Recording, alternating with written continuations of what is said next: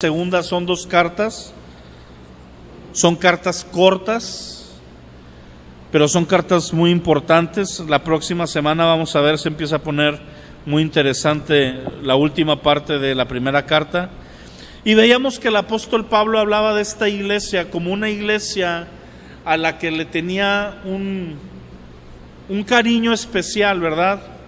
Y obviamente yo me imagino que el apóstol Pablo, cuando hablaba de las iglesias que él había plantado y que él había pastoreado, pues era como una mamá, ¿no? Que le dice a sus hijos: no tengo favoritos, ¿verdad? Están ustedes 3 y mi campeón, pero no tengo favoritos, ¿verdad? Y el apóstol Pablo no tenía favoritos, pero esta iglesia tenía una característica, y era que cuando fue plantada no pudo permanecer ahí mucho tiempo el apóstol Pablo.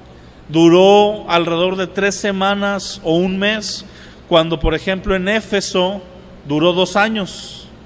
Muy distinto, ¿verdad? El tiempo que transcurrió entre uno y otro.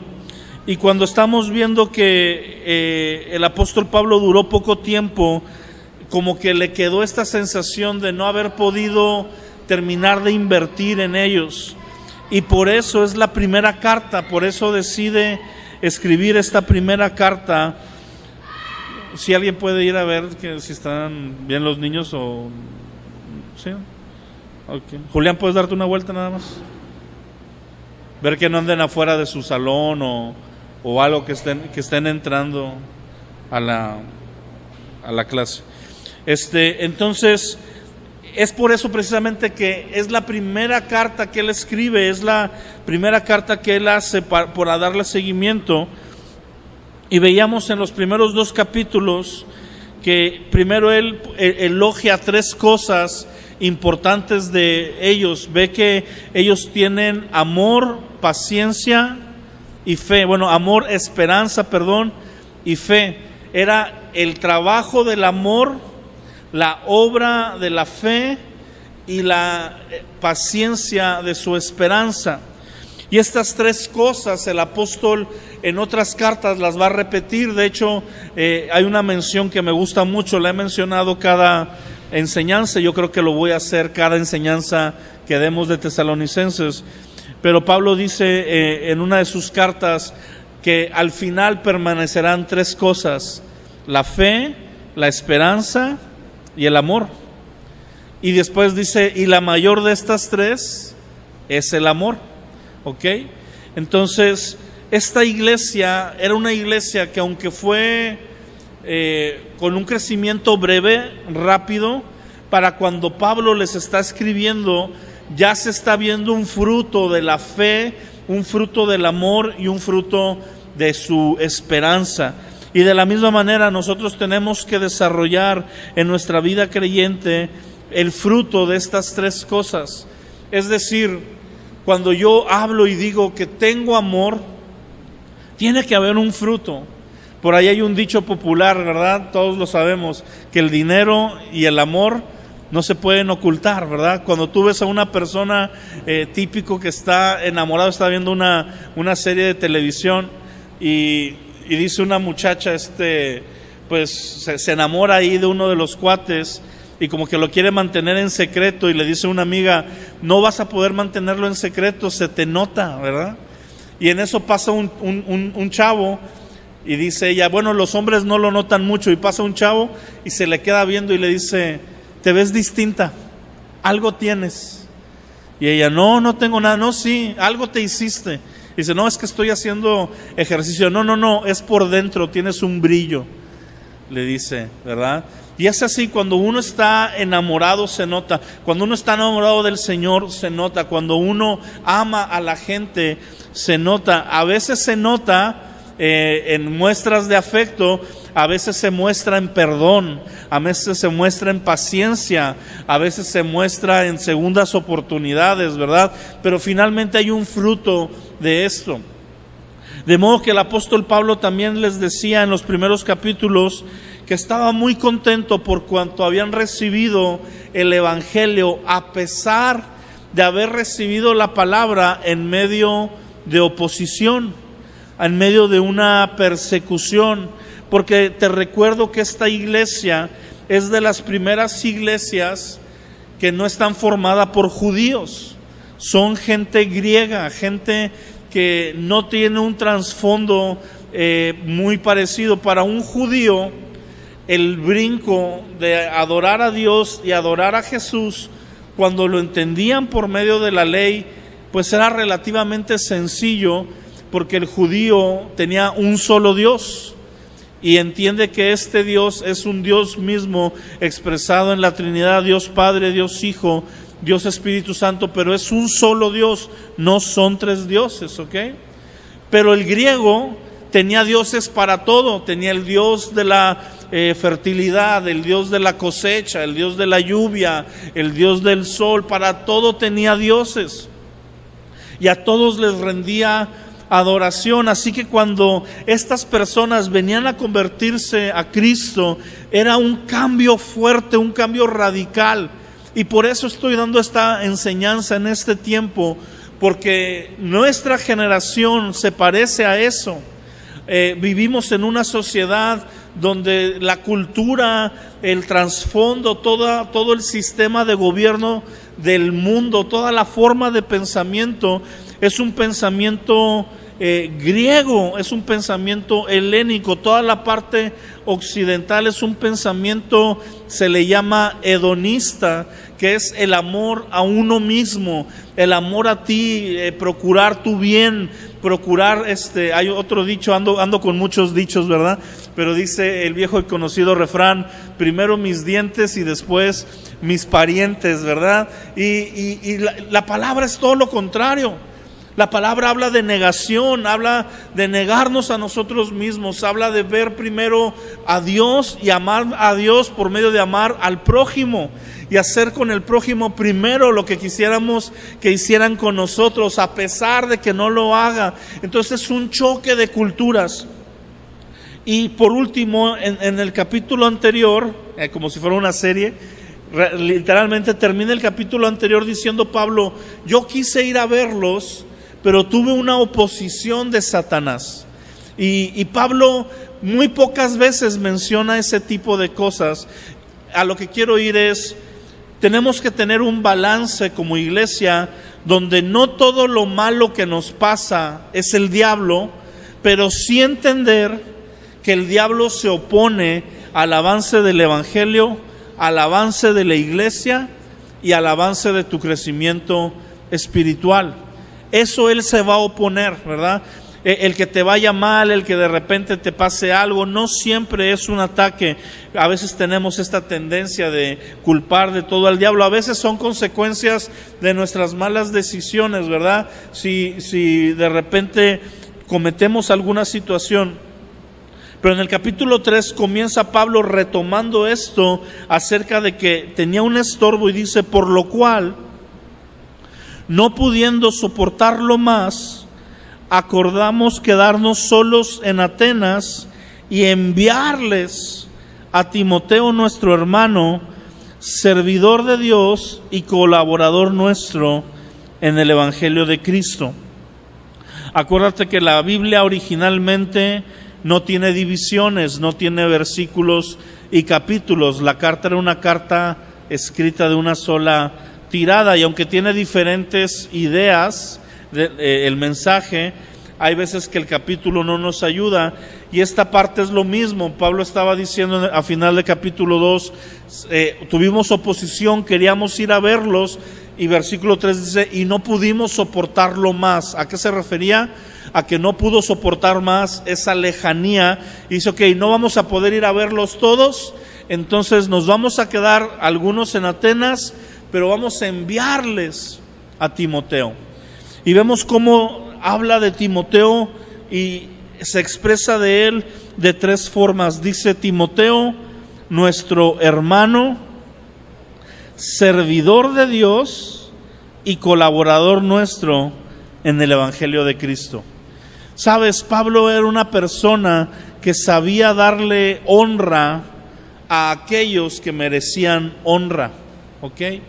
Pablo, por ejemplo, dice la palabra que cuando quiso ir a predicar a los gentiles, en vez de irse así nada más porque él quería, y aunque Dios lo había llamado, subió a Jerusalén, platicó con los apóstoles que estaban ahí, con Pedro, Juan y Jacobo, y acordaron ir y lo enviaron.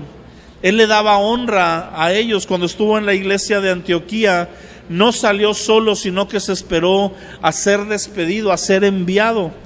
Y Timoteo, que viene siendo una persona que él está discipulando, no lo trata como alguien menor, no lo trata como, el chavo que yo ahí más o menos me anda ayudando y medio le está echando ganas. No.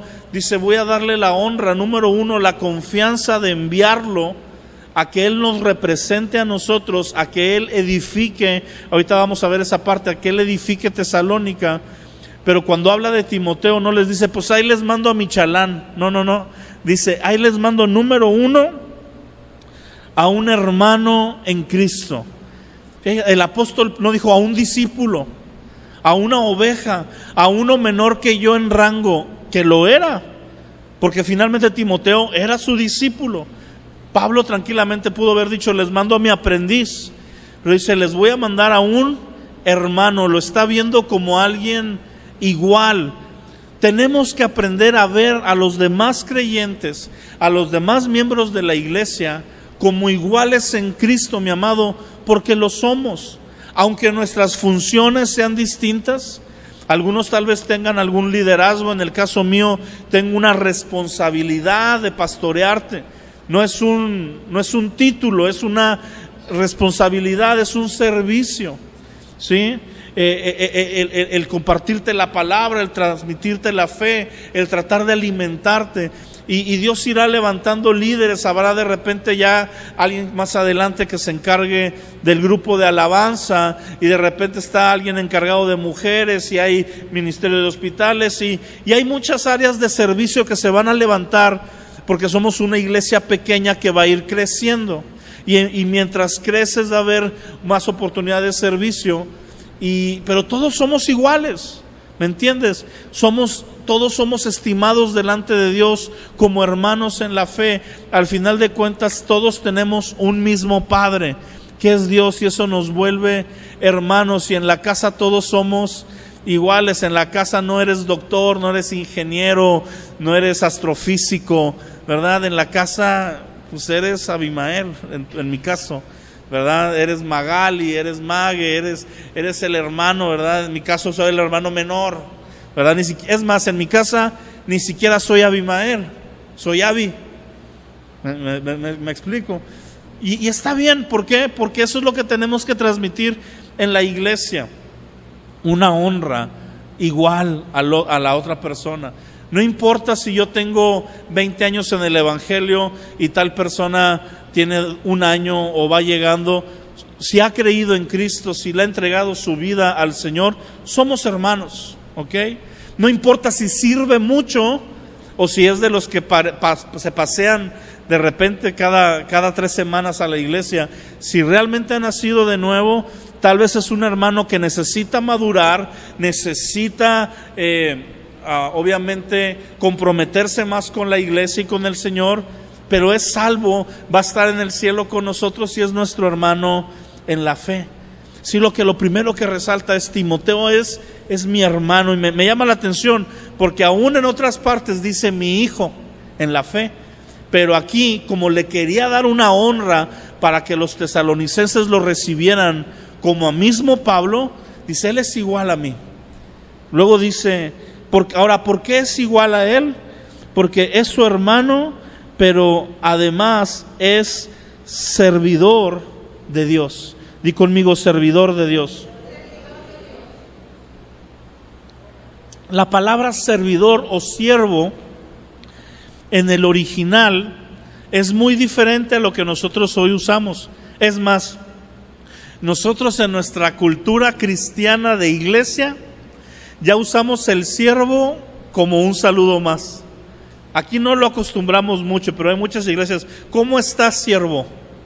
Bendecido, ¿verdad? Esa es la respuesta. En victoria, ¿verdad?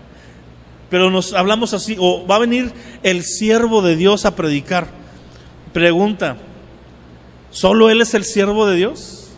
¿No somos todos siervos del Señor. Amén.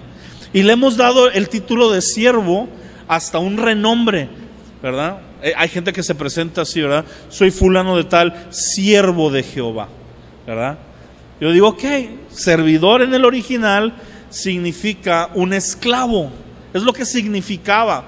No es un servidor como un asistente, es un servidor de alguien que su vida entera gira alrededor de servir, de atender y de ver que las necesidades y deseos del Señor, o una palabra que no nos gusta usar el día de hoy, el amo, ¿verdad?, estén suplidas. ¿Por qué no nos gusta usar la palabra amo? Porque tenemos un contexto de que yo no soy esclavo, y hasta hay canciones cristianas, ya no soy esclavo del temor. Bueno, del temor no, ¿verdad? Soy hijo de Dios, mi amado. También es nuestro amo, es nuestro Señor. Somos esclavos de Cristo, ¿sí? Él nos compró por medio de su sangre.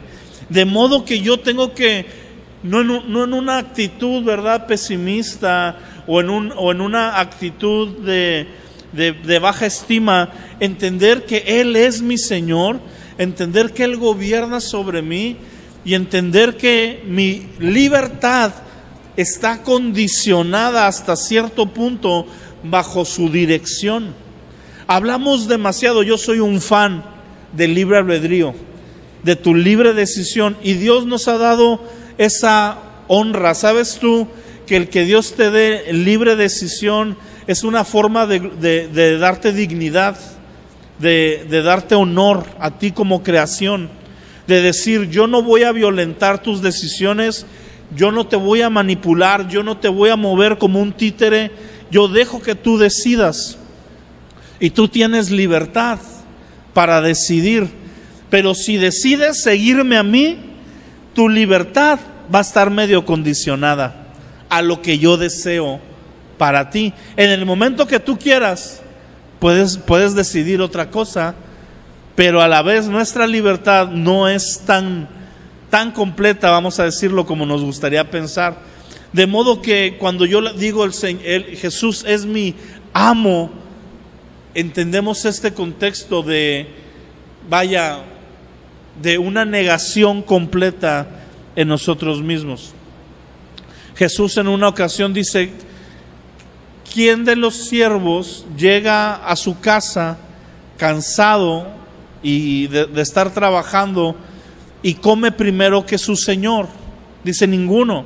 Dice, aunque viene cansado del campo y viene de haber trabajado todo el día, primero atiende a su señor, primero le da de comer a él, primero hace todo, y cuando ya su señor se ha ido a descansar, entonces atiende sus propios asuntos. Di conmigo, mis propios asuntos no importan. Bueno, y ahora la tarea es que lo creas de verdad, ¿verdad?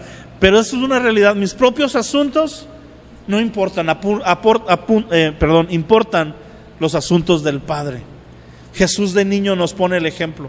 ¿A poco no les entiende? Dice a María y a José, lo están regañando, ¿verdad? Yo digo, qué valor de personas regañar a Dios. Y cuando está ahí Jesús le dice, ¿a poco no entienden que me es necesario estar en los asuntos? Ahora, la palabra en inglés es muy fuerte, dice negocios, ¿sí? Negocios de mi Padre, en aquellas cosas que a Él le interesan y que Él gobierna. Y lo mismo es nosotros, somos, igual que Timoteo, debemos de considerarnos servidores de Dios. Ahora, una cosa es decir, yo sirvo a Dios, y si Dios se me aparece y Dios me dice, haz esto, lo voy a hacer. Bueno, te voy a decir una cosa, no funciona así. ¿Sabes cómo es la manera en la que tú y yo demostramos que servimos a Dios? Sirviendo a los demás. Cuando yo sirvo a los demás, yo estoy sirviendo a Dios. Dice la palabra que algún día vamos a llegar a la presencia de Jesús y Él nos va a decir, por haberle dado un vaso de agua a uno de mis pequeños, ¿me lo diste a mí? ¿Sí? Él te va a decir, gracias por haberme alimentado. Y tú vas a decir, ah, caray, ¿Cuándo hice eso, Señor? Mira, cada vez que venías a comedores cada 15 días y preparabas los sándwiches o venías a acomodar las mesas para que se pudiera dar el servicio o a repartir la tarea que fuera, tú me lo estabas haciendo a mí. Cada vez que cuidabas o dabas una enseñanza a niños, una reunión allá arriba, ¿verdad? Te perdías la predicación o el tiempo de alabanza. No te estabas perdiendo nada porque me estabas sirviendo a mí. Cada vez que sirves a alguien, escucha, aunque no sea cristiano, en la calle que lo ves en una necesidad y lo bendices de todo tu corazón, sin importar ya lo que él vaya a hacer o no, ¿verdad? Porque a veces somos, no, ¿cómo lo voy a bendecir si yo no sé lo que va a hacer? Tú bendícelo, Dios nos ha llamado a bendecir, ¿ok? Obviamente hay prioridades a bendecir. Bendice primero a los tuyos, a los de tu casa, sé fiel ahí. Pero aún en eso, siendo el servidor, ¿verdad? El padre de familia es el servidor de la casa, la madre es servidora de los hijos sirven a los padres. La vida del creyente es una vida de servicio en todas direcciones. No importa si soy líder, no importa si soy siervo, soy servidor siempre. Amén. Jesús dijo: el Hijo del Hombre vino para servir, no para ser servido. Y él pudo haberse aparecido, tronar los dedos y decirle a los 12, a ver, tú ve, tráeme un pollo asado, tú tráeme una coca, ustedes échenme aire, tú sóbame los pies y tú cámbiale la tele, ¿verdad? Y estaba en su derecho porque es Dios. Pero antes que eso vino y tomó agua, tomó un lebrillo, tomó una toalla y le lavó los pies a cada uno de los discípulos, incluyendo al que lo iba a entregar. Yo quiero que te imagines ese cuadro de Judas sentado, sabiendo que en un ratito lo va a ir a entregar, que ya recibió el dinero, que ya tiene las 30 piezas de plata ahí guardadas, para después decir quién es Jesús, y Jesús le está lavando los pies. ¿Sí? Yo no me imagino cómo se ha de haber sentido Judas, y no me quiero imaginar, porque si cuando yo hablo mal de alguien y tiene un gesto conmigo me siento miserable, ¿sí? ¿Nunca te ha pasado que traes pleito ahí con alguien que él ni sabe, ¿verdad? Te cae gordo o algo traes ahí y de repente esa persona tiene un detalle contigo, ¿verdad? Te trae un regalo, un dulce, algo pasa que te quedas y te sientes, ay, soy de lo peor. Bueno, imagínate Judas, ¿verdad? Lavándole los pies a Jesús. Jesús lavándole los pies a Judas. Muestra ese amor en el servicio. Y termina diciendo, colaborador nuestro en el Evangelio. Es decir, Él está colaborando para que el Evangelio de Cristo prosiga. Tenemos que aprender a colaborar en la obra del Señor. Mi amado, aunque la obra es del Señor, no se hace sola. Y no lo hace Él solo. El Señor lo hace a través del cuerpo de Cristo. Él es la cabeza, pero tú y yo somos parte del cuerpo. Y para que su obra se haga, para que el Evangelio se predique, para que la iglesia crezca, no va a bastar con un pastor que quiera echarle todas las ganas del mundo y 1 o 2 servidores. Todos tenemos que volvernos colaboradores, no de nosotros, sino del Evangelio. Pablo dice, Él es un colaborador junto conmigo, no me colabora a mí, los dos estamos colaborando en la misma causa. No es mi ministerio, es el ministerio de Cristo. No es mi iglesia, no es mi lugar, no es mi servicio, es de Cristo y juntos trabajamos. Amén. Luego traemos unos rollos ahí, es que me van a quitar mi ministerio, o es que se quiere adueñar de mis cosas, o de entrada ni son nuestras. ¿Sí? Yo siempre he dicho, mira, si esa persona, es que me robó mis ovejas, no, si te las robó no eran tuyas. Tus ovejas son tus ovejas. ¿Sí? Y para empezar, ni son tuyas, son del Señor.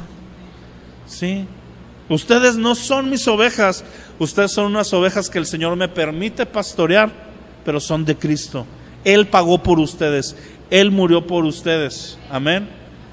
Ok, las amo, ¿verdad? Y estoy para servirles, no hay ningún problema. Ahora, ¿para qué manda Timoteo? Dice, para confirmarlos y exhortarlos respecto a su fe. Es muy chistoso porque en el capítulo 1 elogió la fe de ellos. Pero aquí en el capítulo 3 dice: les mando a Timoteo para que los confirme y los exhorte respecto a su fe. ¿Por qué, mi amado? Porque la vida del creyente es una vida de continuo crecimiento. No importa que andemos muy bien, siempre podemos andar mejor.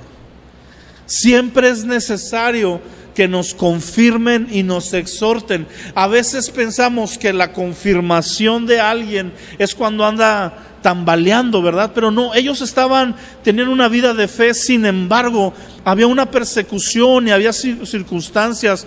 Pablo no podía ir a verlos, estaban tal vez antes de que su fe se tambaleara. Pablo dice: los voy a mandar y los voy a confirmar, porque el Señor quiere eso, confirmar nuestras vidas. Confirmar es como este jardinero que planta, valga la redundancia, una planta, pone ahí un arbolito, y ¿qué hace de ahí en adelante? Lo está confirmando, va y lo riega, va y lo poda si es necesario, va y le asienta la tierra, está checando que no traiga plagas. Eso es la confirmación. Ya está establecido, ya está plantado, pero necesita ser confirmado. Todos en nuestra vida creyente necesitamos, número uno, ser confirmados, pero también ayudar a confirmar a otros, ¿sí? Yo necesito ver la vida de los creyentes alrededor mío y poner mi granito de arena para que su fe sea fortalecida. Y un día ellos lo van a hacer conmigo. Y siempre les digo esto, mi amado, eso es lo hermoso y eso es parte del diseño de la comunidad de creyentes. El Señor creó la iglesia para que viva en comunidad. ¿Por qué? Porque si yo como miembro de la iglesia me dedico a confirmar la fe de los demás y ustedes hacen lo mismo, al rato todos estamos confirmando a todos. ¿Sí me entiendes? Llega, por ejemplo, Grecia y empieza a confirmar la vida de Jazmín, la vida de Lulú, la vida de Julián, les da una palabra, un versículo, los ministra, los escucha de un problema. Y el día que Grecia llega y anda agüitada y necesita ayuda, allá hay personas que pueden venir y de la misma manera que ella lo hizo, responderle. Y esa es la vida del creyente. Por eso el cristiano que se aísla y quiere vivir solo es una presa fácil del diablo. ¿Has visto cómo le hacen los leones para cazar? Buscan al último de la manada que va corriendo y lo empiezan a tratar de separar. Empiezan a tratar de ponerse en medio de ellos y el resto de la manada para que corran a un lado donde estén solos. Porque por más que sea un león, si se le avientan al mismo tiempo 20 cebras, lo atropellan. ¿Sí? Y Satanás hace lo mismo. Ve el corazón de nosotros, ¿verdad? Él no puede ver nuestro interior, pero ve lo que muestra nuestro corazón con nuestros actos. Y dice: mira, ese hermano de ahí como que está resentido con aquel otro, le voy a mandar un chisme. Le mando un WhatsApp, ¿verdad? Del diablo ahí. Oye, fíjate a que no sabes qué dijeron de ti. ¿Qué? Que estás menso, ¿verdad? No sé, cualquier chisme ahí. ¿A poco sí dijeron eso? Sí, ya sabía yo que no me querían. Nunca me han querido, nunca me he sentido amado ahí, ¿verdad? Pero bueno, y de repente, no, pero o sea, adivina quién lo dijo. El pastor. Uy, peor, ¿verdad? ¿Cómo es posible? De los demás lo entiendo, pero el pastor, ¿verdad? Y empieza tú una dinámica y te empiezas a aislar. A veces no dejas de asistir, pero no eres parte de la comunidad. Ahora sí que estás en medio de una multitud, pero sin echar raíces, sin hacer lazos. La vida del creyente es una vida en comunidad. Es que yo soy aislado, es que yo no tengo muchos amigos, no esto y no aquello. Mi amado, todo eso se tiene que quebrar en Cristo. Y a lo mejor no vas a ser el rey de la fiesta y el que lleve el chiste, ¿verdad? Y la plática y todo. A lo mejor eres de esos que está ahí en silencio, riéndose y todo, pero eres parte del cuerpo de Cristo, ¿ok? Y eso es lo que necesitamos nosotros, aprender a confirmarnos y exhortarnos. Dice, a fin de que nadie se inquiete por estas tribulaciones, porque ustedes mismos saben que para esto estamos puestos. La mentalidad de los apóstoles siempre me reta. Y no es que fueran masoquistas, pero ellos entendían que era una vida de tribulación. Y dice, mira, no se angustien por las tribulaciones que pasamos, para eso estamos. Eso es parte del ministerio, es parte de nuestro llamado, que se opongan a nosotros porque se están oponiendo a Cristo. Jesús lo anunció, dijo, el mundo los va a odiar por cuanto me ha odiado a mí. El mundo los va a aborrecer. Y entonces cuando el mundo está aborreciendo al creyente, nosotros tenemos que entender que para eso hemos sido puestos, para causar... quiero que entiendas bien la palabra que voy a usar, para causar conflicto en el mundo, porque no somos iguales, porque al ser distintos alteramos el orden del mundo. En un grupito donde todo es murmuración, donde todo es envidia, donde todo es celos, llega alguien que ama, llega alguien que bendice, llega alguien que ofrece y causa conflicto, causa disturbios. Estamos en el mundo para hacer conflicto contra él, para atraer a la gente a la luz, porque el mundo va a ser destruido, mi amado. Ahora sí que físicamente y espiritualmente el sistema del mundo va a ser destruido, aunque ahorita sea lo que se glorifica, aunque ahorita sea lo que se exalta. Un día todo esto va a pasar y el gobierno de Cristo va a ser colocado, y el gobierno de Cristo no concuerda con la forma en la que el mundo quiere gobernar el día de hoy. De manera que nosotros tenemos que entender que estamos puestos en medio de tribulaciones. Versículo 4 dice, porque también cuando estaba con ustedes les predecíamos que íbamos a pasar por tribulaciones, como ha acontecido y saben, por lo cual también yo, no pudiendo soportar más, envié para informarme de vuestra fe. Pablo dice, ¿sabes qué? Yo estaba en esta tribulación y quería saber cómo estaban, así que por eso mandé a Timoteo. Dice, no sea que los hubiera tentado el tentador y que nuestro trabajo resultara en vano.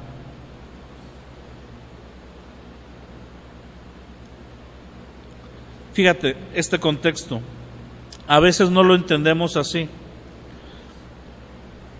Pero, ¿quién es el tentador? Satanás, ¿verdad? El apóstol Santiago dice, cuando alguno es tentado, no diga y no piense que fue tentado de parte de Dios, porque Dios no tienta a nadie, sino que cada uno de nosotros somos tentados conforme a nuestros deseos y nuestras concupiscencias. Es decir, número uno, somos tentados por cosas que nosotros mismos hemos alimentado. Pero viene el tentador, viene a tratar de desviar. ¿Qué es tentar? En una descripción muy fácil, es darte un camino más corto.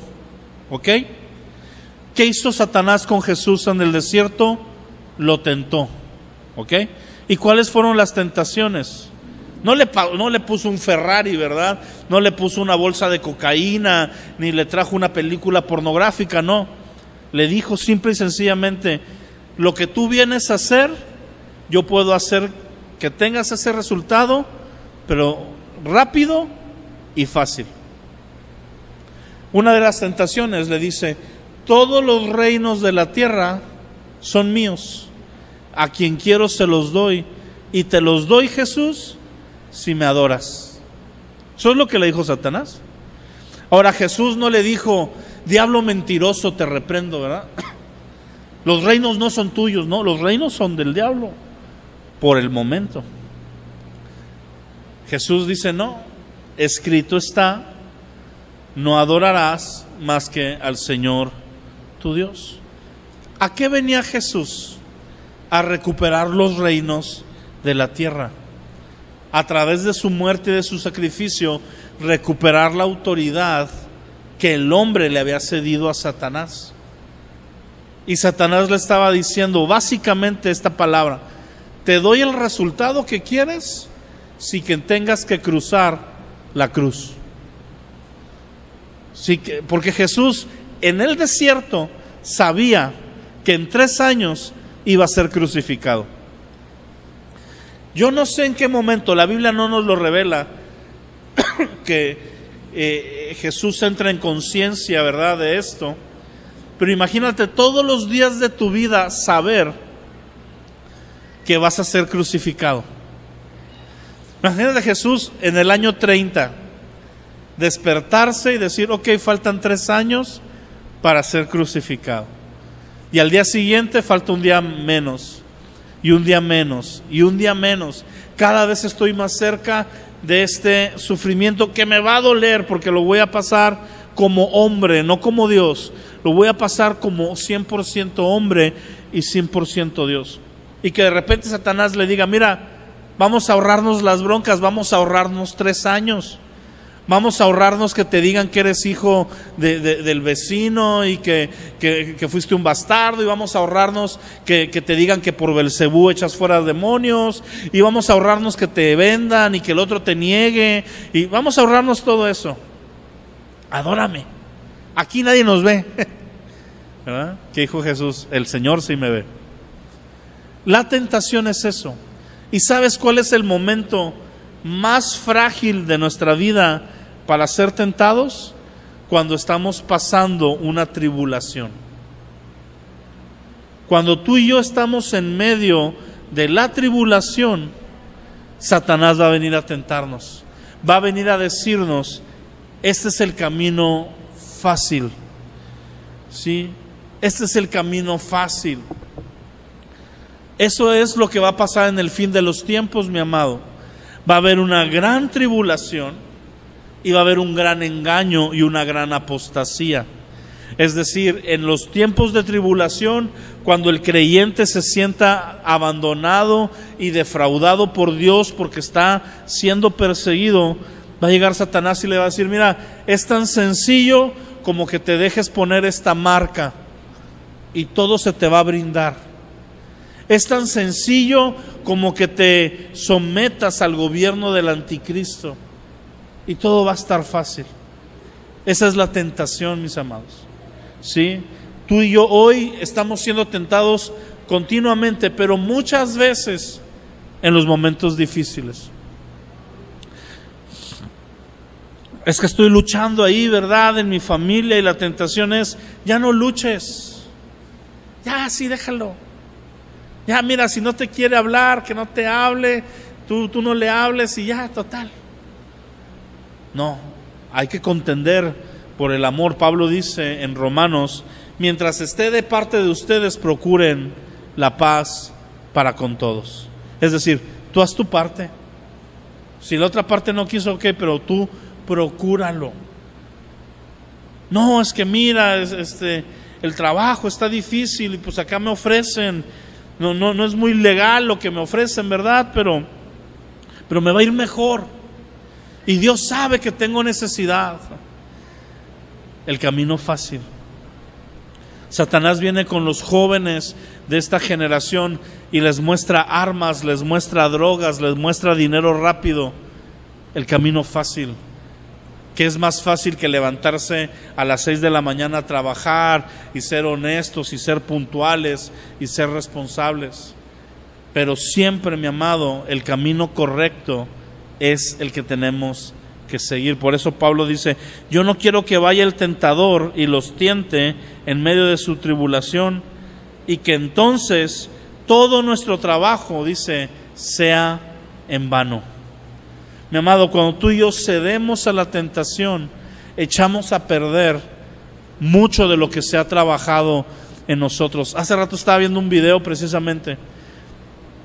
Estaba ahí cambiándole rápidamente en Facebook y veía una entrevista de dos personas que estaban hablando y estaban diciendo cómo un segundo que tú le des tu vida al enemigo, un segundo que tú explotes, un segundo, un momento, no tienen que ser muchas horas, no tienen que ser días, con un ratito que tú abras tu corazón y explotes, puedes echar a perder tu vida. Y hablan de un actor, no sé si ustedes lo conozcan, yo no lo conocía, me acuerdo del nombre porque está raro, pero nunca lo he visto. Se llama Pablo Lyle, creo que se pronuncia Lyle. Y sale un video donde tiene una situación ahí en el tráfico, le pitan, de repente se baja del carro, sale la persona que está en el carro de atrás, le pega, lo tumba y se va. Y el problema es que mató a la persona. Mató a un hombre de edad avanzada, le pegó, en el golpe cayó mal y lo mató. Y lo grabaron las cámaras. Fue en Estados Unidos, obviamente, ¿verdad? Donde las cámaras sí sirven y sí hacen lo que tienen que hacer. Y en un segundo, por una calentura, porque te pitaron, te bajaste, le pegaste a alguien y ahorita está en la cárcel. Echó a perder toda su vida como actor, todo lo que le había costado llegar a donde había estado, perdió su dinero, perdió su fama, seguramente perdió parte de su familia, todo por un impulso. Por eso tenemos que ser sabios y vivir bajo la fe, la esperanza y el amor. ¿Sí? Y soportar la crisis, soportar la tribulación, entender que esto es algo pasajero, porque no sabemos en qué momento Satanás puede venir a tentarte y él está esperando para que con una sola cosa eches a perder todo lo que se ha trabajado en tu vida. Y obviamente, como lo que Dios ha trabajado en tu vida es eterno, no vas a echar a perder tu salvación y no vas a echar a perder tal vez mucho de lo que Él ha hecho, pero puedes echar a perder tu testimonio, puedes echar a perder la obra de Dios en tu vida delante de los demás. ¿Y qué caso tiene, verdad? Tenemos que regresar a este estilo de vida donde entiendo y me fortalezco en el Señor. Así que hasta ahí voy a llegar, porque la demás parte de la palabra ya empieza a agarrar otros temas, pero el día de hoy resaltamos que debemos de aprender a ser confirmados y confirmar la fe de otros, que en medio de las tribulaciones tenemos que aprender a mantenernos y que tenemos que desarrollar un estilo de vida de honra, de servicio y de colaboración con Dios. Amén. Padre, te damos gracias en esta mañana todavía, Señor, por tu palabra, por tu consejo. Gracias que tú quieres confirmarnos y exhortarnos, Señor. Te pedimos que nos ayudes a ser una iglesia confirmada en la fe, Señor. Que podamos estar bien plantados en esta fe que tenemos en ti, sin importar las circunstancias, las dificultades, las tribulaciones, poder permanecer arraigados, cimentados en nuestra fe y creciendo y a la vez cimentando a otros y bendiciendo a otros. Padre, queremos ser siervos tuyos. Tú eres nuestro amo, tú eres nuestro Señor. Nuestros asuntos no son importantes comparados con los tuyos. Nuestros propósitos, nuestros deseos pasan a segundo término. Lo que nos importa es cumplir tus sueños, cumplir tus anhelos. Y Padre, déjanos colaborar en la obra, que la obra pueda crecer conforme trabajamos y nos esforzamos, todos entendiendo que esta obra es tuya, que no se trata de mi ministerio, de mi llamado, de mi lugar, de que yo soy el encargado, no, de que todos somos parte del cuerpo de Cristo, Señor, y nos honramos unos a otros y colaboramos. Gracias por tu llamado, gracias cuando nos has dado una tarea, un ministerio. Entendemos que somos solamente administradores, que no nos pertenece a nosotros sino a ti, Señor, que tú lo ganaste con tu sangre y que nosotros queremos darte cuentas correctas de aquello que nos has confiado.